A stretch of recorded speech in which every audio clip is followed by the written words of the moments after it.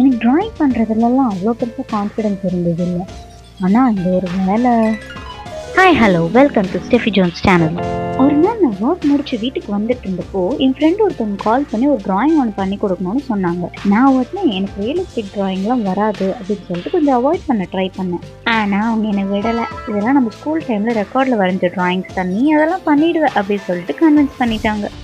நானும் அதை நம்பி சரி ஓகேன்னு சொன்னேன்.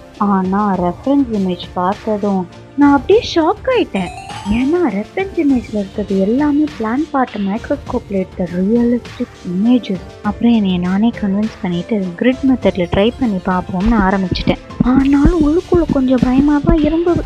ஃபஸ்ட்டு கொஞ்சம் ரொம்ப ஸ்ட்ரகிள் பண்ணேன். அப்புறம் போக போக கொஞ்சம் கான்ஃபிடென்ஸ் வந்தது. எப்படி பண்ணணுன்ற டெக்னிக்கும் கொஞ்சம் கற்றுக்கிட்டேன். ஃபைனலாக எல்லாமே முடிச்சிட்டேன். நான் எக்ஸ்பெக்ட் பண்ணதை கொஞ்சம் நல்லாவே வந்தது. அண்ட் என்னை ட்ரா பண்ண சொன்னவங்களும் ஹாப்பி ஆகிட்டாங்க.